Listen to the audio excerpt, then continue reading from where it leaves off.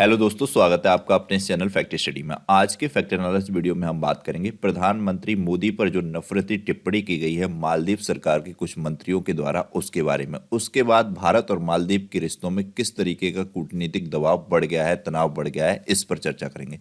काफ़ी important video. हम सभी अभी काफ़ी लंबे टाइम से देख रहे हैं कि मालदीव के जो राष्ट्रपति बने हैं मोहम्मद मोइजू, उनके बनने के बाद भारत और मालदीव के रिश्ते लगातार बिगड़ते जा रहे हैं। इन्होंने एक समझौता था बहुत इंपॉर्टेंट, वो भी रद्द कर दिया। भारत के सैनिक जो थे मालदीव की सुरक्षा के लिए, उन सैनिकों को भी वहां से हटाने दिया। तो ये तब से लगातार हाईलाइट्स रहता है मामला, और ये चीन के पक्षकार मालूम पड़ते हैं। तो उसके बाद हमारे प्रधानमंत्री मोदी जी गए थे लक्षद्वीप, आप सभी को पता है। उसी दिन से और ज्यादा मामला हाईलाइटेड हो गया। लक्षद्वीप गए तो ये खबरें सब जगह छपी। अब मालदीव का क्या होगा? मालदीव में भारत से जाने वाले पर्यटकों की संख्या सबसे ज्यादा है, उसको भी मैंने इस पीपीटी में ऐड की है। किस तरीके से मालदीव भारत पर निर्भर है, कितना असर पड़ेगा मालदीव पर अगर भारत के पर्यटन वहां नहीं जाते हैं। तो ये सब मामला चल ही रहा था, उस पर भी हमने वीडियो किया। बहुत अच्छा वीडियो है। ये चल क्या रहा था, जैसे कि चल रही थी खबरें प्रधानमंत्री मोदी जी के लक्षद्वीप जाने पर। उनकी कुछ सोशल मीडिया हैंडल्स पर तमाम बहुत अच्छी अच्छी तस्वीरें आई थी, वो सब वायरल हो रही थी। उनके साथ जॉर्जिया मेलोनी जो इटली की प्रधानमंत्री हैं, उनकी तस्वीरें वायरल हो रही थी। उसी दौरान ये मालदीव सरकार के कुछ मंत्री हैं, इन्होंने ऐसा कुछ टीका टिप्पणी कर दिया जो आग में घी डालने का कार्य होता है, उस तरीके कर दिया। उससे बयान पूरी तरीके से पलट गए। अब ट्रेंड करने लगा पूरी तरीके से बॉयकट मालदीव। और इसमें सिर्फ आम जनता ही नहीं, सेलिब्रिटी जो है भारत सरकार, भारत देश के, उन्होंने भी ये बॉयकट मालदीव को ट्रेंड करवाया। और उसमें उन्होंने कहा कि जो हेटफुल कमेंट है ये बिल्कुल जायज नहीं है। मालदीव बॉयकट को समर्थन किया इन्होंने। इस तरीके से ये मामला बढ़ता गया। उसके बाद तमाम बड़े बड़े न्यूज़पेपर में ये छपा, ये सब बॉयकट मालदीव चल रहा था।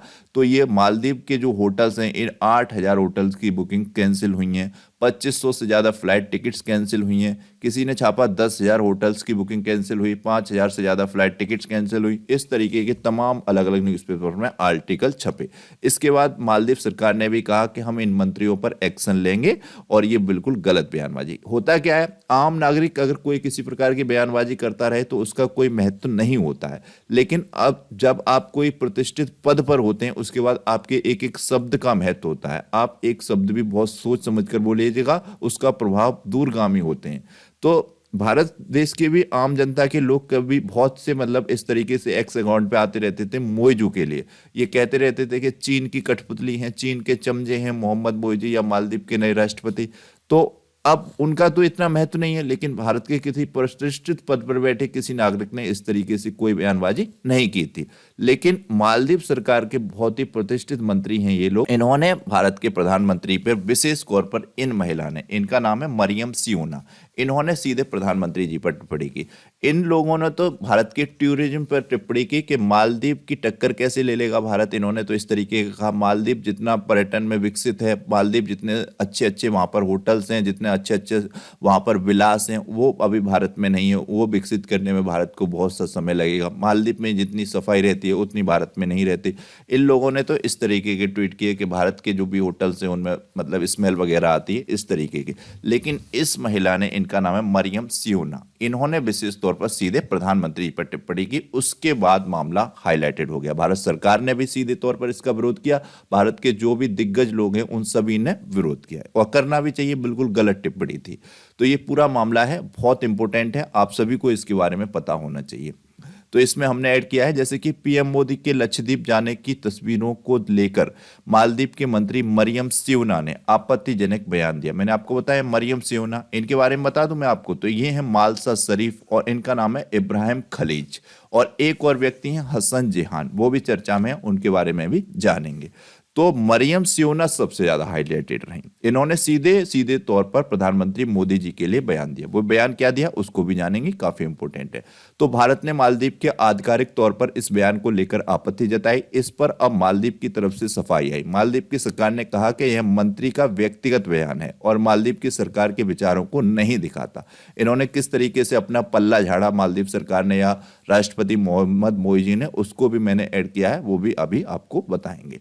तो पीएम मोदी कुछ दिनों पहले जैसे लक्षद्वीप गए थे, उनकी तस्वीरें देखकर सोशल मीडिया पर लोगों ने मालदीव की जगह लक्षद्वीप जाने को कहा था। राष्ट्रपति मोहम्मद मोईजी के सत्ता में आने के बाद मालदीव का रुख भारत विरोधी रहा है। इसे देखते हुए सोशल मीडिया पर बॉयकट मालदीव भी ट्रेंड में देखने को मिला है। इस ट्रेंड को देखकर मालदीव के युवा सशक्तिकरण, सूचना और कला उपमंत्री मरियम सियोना, ये है मरियम सियोना, आपको मैंने बताया ये मरियम सियोना है, ये सबसे ज्यादा चर्चा में रही। इन्हीं के बयान से सबसे ज्यादा मामला खराब हो गया। ये वहां की जो मंत्री हैं, युवा सशक्तिकरण, सूचना और कला उपमंत्री हैं मरियम सियोना, ये बौखला गई। उन्होंने पीएम मोदी को लक्षद्वीप वाले ट्वीट पर जाकर भद्दे भद्दे कमेंट किए।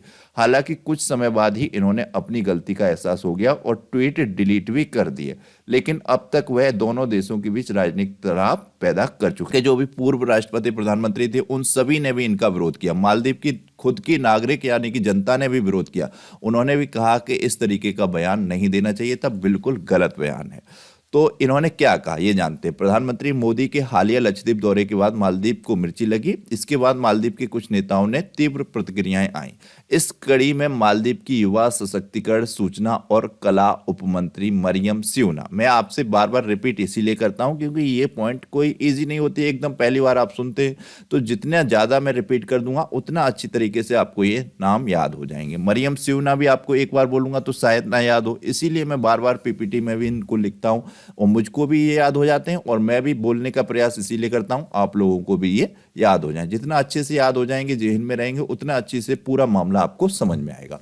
तो ये मालदीव की युवा सशक्तिकरण, सूचना और कला उपमंत्री है मरियम सियोना। तो ये आप देख सकते हैं, इन्होंने पीएम मोदी को लेकर विवादित टिप्पणी की थी। मालदीव की मंत्री की यह टिप्पणी पीएम मोदी की तरफ से लक्षद्वीप यात्रा की तस्वीरें पोस्ट करने के बाद आई थी।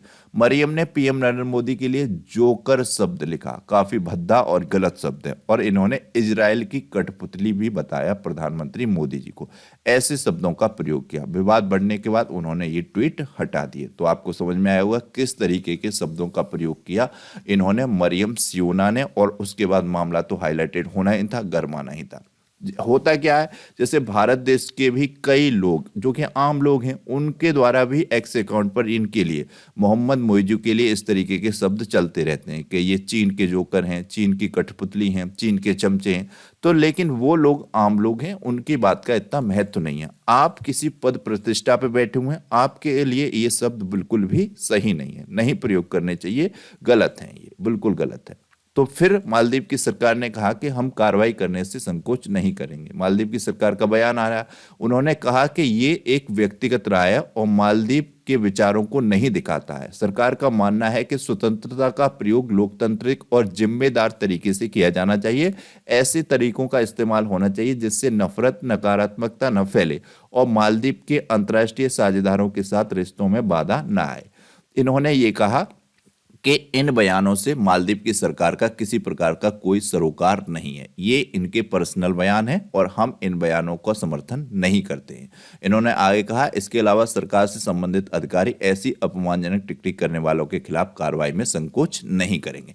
हालांकि इन्होंने कार्रवाई की है या नहीं की है अभी क्लियर नहीं है, क्योंकि जो भी मालदीव सरकार के प्रवक्ता हैं विदेश मंत्रालय के, इब्राहिम खलील, उन्होंने कहा है कि जिन्होंने भी भारत सरकार या भारत के प्रधानमंत्री के खिलाफ जिस अपमानजनक टिप्पणी की है, उन सरकारी मंत्रियों को या उन सरकारी अफसरों को, उनका शब्द था सरकारी अफसरों को हम तुरंत बर्खास्त करेंगे या तुरंत निलंबित करेंगे। लेकिन उन्होंने इनमें से किसी भी व्यक्ति का नाम नहीं लिखा, ना ही मरियम सियोना का नाम लिखा, ना ही मालसा शरीफ का, ना ही इन्होंने इब्राहिम खलील का और ना ही हसन जियान का नाम उन्होंने नहीं बताया। तो लेकिन उन्होंने ये तो कहा सरकारी अफसरों के खिलाफ कार्रवाई होगी और उनको निलंबित किया जाएगा। इस तरीके का उनका बयान आया, इब्राहिम खलील जो मालदीव सरकार के विदेश मंत्रालय के प्रवक्ता हैं। तो ये था। अब देखिए, होगी तो कार्रवाई जरूर, क्यों होगी देखिए, आप समझते हैं, क्योंकि देखिए मालदीव के राष्ट्रपति हैं, इनको भी सबसे बड़ा डर है। मालदीव के राष्ट्रपति को डर है कि ऐसी बयानबाजी के कारण अगर भारतीय पर्यटक नहीं आते हैं तो देश की अर्थव्यवस्था को तगड़ा झटका लग सकता है। यह झटका इतना बड़ा होगा जिससे मालदीव के लिए उबरना इतना आसान नहीं होगा। मालदीव भारत के सबसे नजदीक है, ऐसे में फ्लाइट का किराया भी मालदीव के भारत विरोधी राष्ट्रपति मोहम्मद मोईजी के दूसरे दोस्त देशों के मुकाबले काफी कम है। आपको मैंने पिछले वीडियो में नक्शा ऐड किया था मालदीव का, उसमें भारत भी दिखाया था, श्रीलंका भी दिखाया था। तो भारत के नागरिक सबसे ज़्यादा जाते हैं। इसकी अपेक्षा रूस, चीन ये सब काफ़ी दूर है मालदीव से। यहाँ से आने वाले पर्यटकों को काफ़ी बजट लाना पड़ेगा, अपना काफ़ी जेब खर्च करना पड़ेगा। भारत के नागरिक आसानी से इसलिए पहुंच जाते हैं कि भारत के नज़दीक है मालदीव, किराया भी कम है। तो जब भारत के नागरिक नहीं जाएंगे, क्योंकि ये ट्विटर पर, एक्स अकाउंट पर तमाम तरीके से बड़े बड़े सेलिब्रिटीज ने इसका विरोध किया है, और जैसा कि ये खबरें आई हैं कि ये सब बुकिंग और ये सब फ्लाइट टिकट्स कैंसिल हुई हैं, तो इससे इनको डर तो होगा ही, झटका तो लगेगा ही। इसीलिए इन्होंने तुरंत एक्शन लेने को भी कहा कि जिन्होंने भी इस तरीके की बयानबाजी की है उनके खिलाफ एक्शन लिया जाए। तो मालदीव के राष्ट्रपति मोहम्मद मोइजी ने भारतीयों और प्रधानमंत्री मोदी के खिलाफ अपमानजनक टिप्पणी करने वाले अपने 3 मंत्रियों को सस्पेंड कर दिया है। इस तरीके की न्यूज आई कई इंटरनेशनल न्यूज़पेपर में। लेकिन इसके बाद इन्होंने, जिनका नाम है हसन जिहान, इन्होंने अपने ऑफिशियल एक्स अकाउंट पर पोस्ट किया कि ये सब न्यूज जो आ रही हैं कि मंत्रियों को सस्पेंड किया जा रहा है, ये फेक न्यूज हैं। इसको किनको में से किसी मंत्री को सस्पेंड नहीं किया गया है। इसलिए ये हसन जिहान भी काफी एक्स अकाउंट पर ट्रेंड करते रहे। तो इसके बाद क्यों ये मामला अभी तक क्लियर नहीं हुआ है कि इन मंत्रियों को ही सस्पेंड किया गया है या और किसी गवर्नमेंट अफसर्स को सस्पेंड किया गया है, पता नहीं। क्योंकि मैंने आपको बताया कि मालदीव सरकार के जो प्रवक्ता हैं इब्राहिम खलील, उन्होंने कहा सरकारी अफसरों को सस्पेंड किया जाएगा जिन्होंने भारत सरकार के खिलाफ गलत बयानबाजी की है। तो ये मामला था। उसके बाद जो ये हैं हसन जिहान, इन्होंने तो कह दिया कि ये सस्पेंड नहीं किए गए हैं। तो ये शंका बनी हुई है, लेकिन इन्होंने सस्पेंड कर दिया, ऐसा कई इंटरनेशनल उनमें सब में छपा है। इन्होंने जो 3 नाम छापे हैं अलग अलग न्यूज़पेपर ने, उन्होंने मरियम सिवना, मालसा और हसन जिहान का छापा है। इन्होंने अभी तक इब्राहिम खलील का नाम भी नहीं छापा है। तो ये आपको ध्यान रखना चाहिए, ये मामला इंपॉर्टेंट था। तो ये समझ में आया होगा। इसके बाद हम समझते हैं हर साल कितने भारतीय मालदीव जाते हैं, या और उसके बाद जानेंगे भारत पर कितना निर्भर है मालदीव। तो मालदीव की सरकार की ओर से जारी आधिकारिक आंकड़ों के मुताबिक हर साल सबसे अधिक भारतीय पर्यटन मालदीव पहुंचते हैं। साल 2023 में ही मालदीव पहुंचने वाले भारतीयों की पर्यटकों की संख्या 2,09,198 थी। अब बताइए, 2 लाख से अधिक नागरिक भारत के जा रहे हैं, जबकि मालदीव की खुद की जनसंख्या ही मात्र 6 लाख है। यह मालदीव आने वाले कुल पर्यटकों की संख्या का 11.1% था। साल 2022 में भी भारत इस मामले में नंबर 1 पर काबिज था, और 2021 में भी भारत नंबर 1 पर था मालदीव जाने वाले पर्यटकों की संख्या में। भारत से पहुंचे पर्यटक मालदीव की अर्थव्यवस्था में बड़ा योगदान देते हैं। मालदीव में पर्यटन एक ऐसा सेक्टर है जिसमें सबसे अधिक लोग रोजगार पाते हैं। इसमें से अधिकतर होटल, रेस्टोरेंट और ट्रांसपोर्ट सेक्टर में नौकरी करते हैं। मालदीव में ज़्यादा शिक्षित हाई क्लास एजुकेशन नहीं है। वहाँ नॉर्मल एजुकेशन तो है लोगों के पास, और वो ज़्यादातर होटल, रेस्टोरेंट, ट्रांसपोर्ट इन सब में काम करते हैं।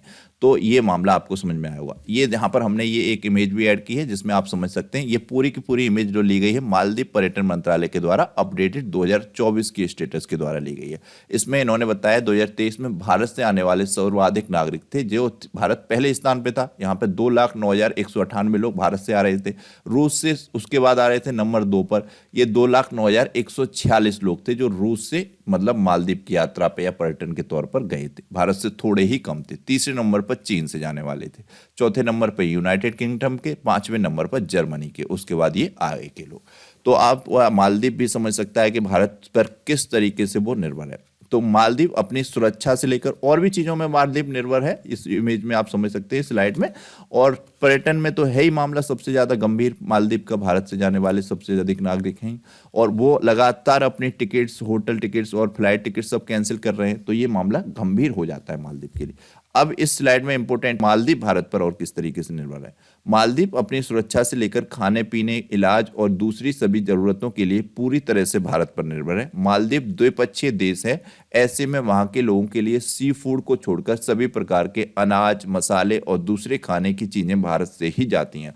मालदीव के लोग इलाज के लिए हर साल बड़ी संख्या में भारत का रुख करते हैं। मालदीव के पास बस 2 ही विशेषताएं हैं। इसमें पहला है वह महत्वपूर्ण समुद्री व्यापारिक मार्ग पर स्थित है, और दूसरा चीन से दोस्ती कर भारत के लिए समस्या पैदा करने की सोच रहा है जब से मोहम्मद मोइजी मालदीव के राष्ट्रपति बने हैं। तो ये चीन इसको लालच दे रहा होगा कि जो चीज़ें आपको भारत से मिलती हैं वो चीज़ें हम प्रोवाइड करा देंगे, लेकिन चीन का रास्ता लंबा पड़ जाता है मालदीव का भारत की अपेक्षा। भारत से उसको भी चीज़ें सस्ती मिल जाती हैं, उतनी सस्ती शायद चीन से नहीं मिल पाएंगी ये खाने पीने की चीज़ें जितनी भी हैं वो। तो इतना आसान नहीं है मालदीव के लिए भी भारत से पंगा लेना, काफ़ी कठिन नहीं और बहुत ज़्यादा कठिन हो जाएगा। तो इस सब स्लाइड के माध्यम से आपको समझ में आया होगा भारत और मालदीव के कूटनीतिक जो भी राजनीतिक प्रभाव हैं वो किस तरीके से इफेक्टेड हो रहे हैं, क्या क्या तनाव पैदा हुए और उसमें मालदीव और भारत किस तरीके से एक दूसरे के साथ दोस्ताना संबंध थे और उनमें खटास पैदा हुई और मालदीव भारत पर किस तरीके से निर्भरता रखता है, उसके लिए किस तरीके से कितना कठिन हो जाएगा। इसीलिए उसने भी तुरंत अपने मंत्रियों पर एक्शन लेने के लिए कहा है। किन मंत्रियों पर एक्शन लिया है वो अभी तक उनके नाम क्लियर नहीं किए हैं। उसके बाद ही हसन जेहान ने कह दिया था कि ये फेक न्यूज है। अब मामला क्लियर आएगा सामने तब आपको बताया जाएगा। एक बहुत इंपॉर्टेंट क्वेश्चन मैंने इस वीडियो में ऐड किया है, भारत ने मालदीव को किस ऑपरेशन के तहत कोविड-19 से निपटने के लिए सहायता के रूप में 6.2 टन आवश्यक दवाओं की आपूर्ति की थी। Very very very important question है आपके आगामी एग्जाम्स के लिए। प्लीज इसका आंसर कीजिएगा, राइट या रॉन्ग, जो भी आंसर आता हो आपको इन 4 ऑप्शंस में से कीजिएगा। राइट आंसर होगा मैं आपको थम्स अप करूंगा, रॉन्ग होगा रिप्लाई में आपको राइट आंसर बताऊंगा। हमेशा भारत मालदीव की मदद करता रहा है। कोविड के समय भी भारत ने मालदीव की बहुत ज्यादा मदद की थी, दवाओं की आपूर्ति की थी और भी तमाम खाद्य पदार्थों की सुविधाएं दी थी उसको।